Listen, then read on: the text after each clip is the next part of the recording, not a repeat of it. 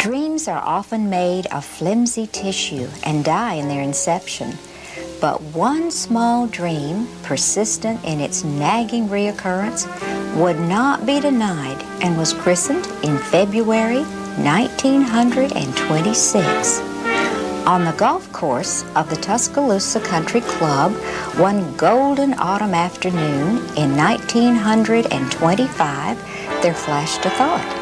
If Tuscaloosa did it, why can't Gadsden? The mystery ball was born. My mother was born and raised in Tuscaloosa, so when she came to Gadsden and was taken into the mystery ball immediately, they would always turn to her and say, well, Beulah, how did they do it in Tuscaloosa? For days before the dance, telephones were ringing. Unidentified voices were making dates for the lead-out and 3 no-break waltzes, all made by numbers.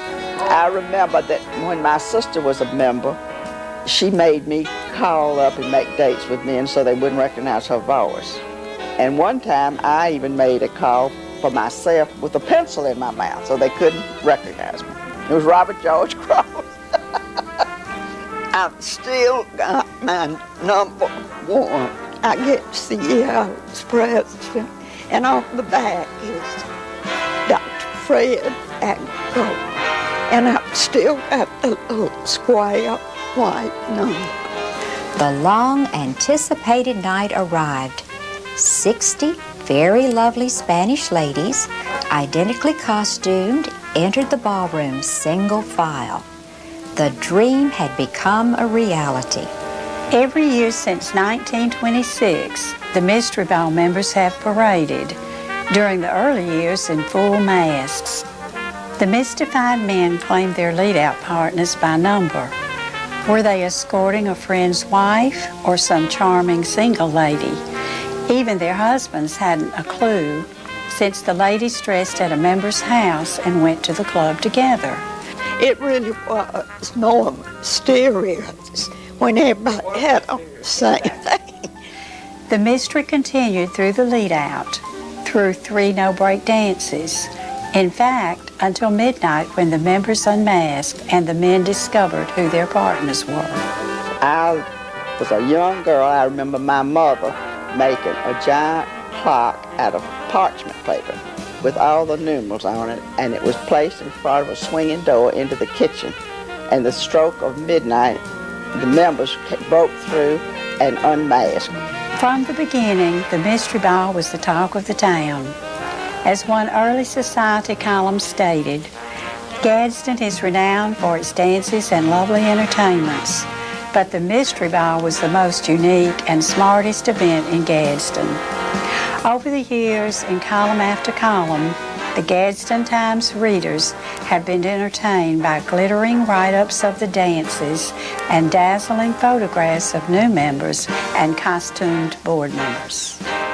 For years, the Gadsden Times always gave us several pictures, one of new members, one of officers, and usually a picture of the committee members in the Gadsden Times. We had people stopping on Rainbow Drive, staring at us as we went to the Gadsden Times. What's a Mardi Gras ball without costumes?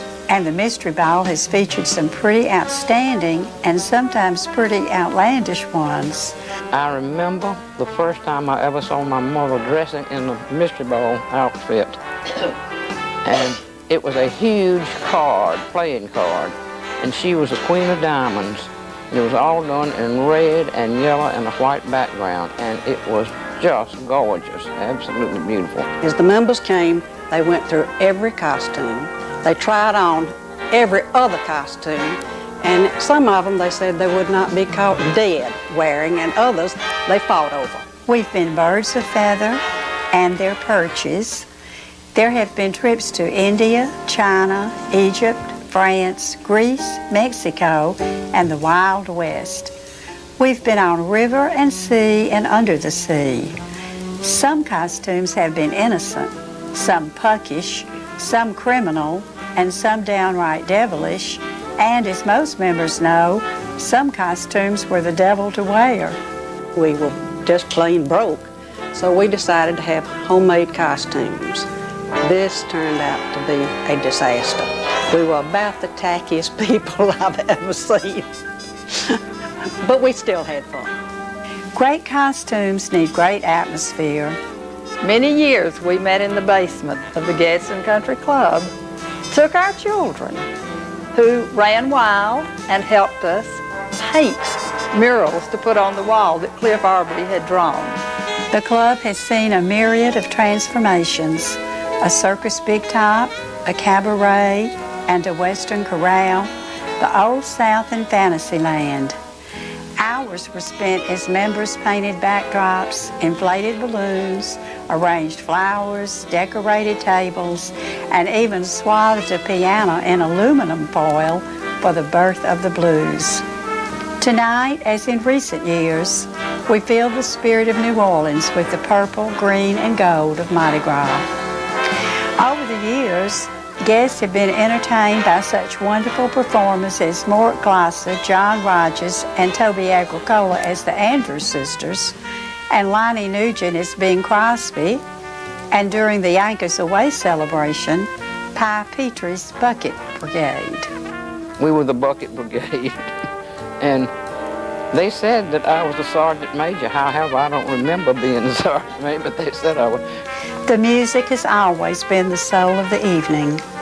For those who danced until they heard the strains of Home Sweet Home in the early years, and for those who preferred to simply visit each table and enjoy an evening with friends, and for those who ran to join the band in shout, the music has always given the Mystery Ball its unique, delicious flavor. This is my mother's sustaining membership pin for the Gadsden Mystery Ball. I wouldn't part with it for anything. I have 3 daughters that belong to the Mystery Ball Club, so it's going to be interesting to see who receives the pin. For many members, the ball is a family reunion with sisters, nieces, and cousins returning year after year to join in the merriment. Some even stay over for the Shrove Tuesday party. This lady, Miss Allie Jean Wilson, was the founder of the Mystery Ball, and she got the idea from Charleston, South Carolina. She really was the soul of it for the first 10 years. As our founder wrote in 1953, There have been many dances, joys, and perhaps disappointments, but there has always been a magnificent loyalty and deep and kindly feeling among the members. For this, we are grateful. This would not be complete without an expression of love for those members who have gone on. In memory, they are very close to us. So for those to come, we give the future. May love and wisdom encompass them as the years march on. Faithfully, Allie Jean Driver Wilson. so we all, grandmothers, mothers, daughters, daughters-in-law, and new members whose daughters will someday join us, ask you to raise your glasses with us to toast 75 years of Mystery Balls and the many more to come.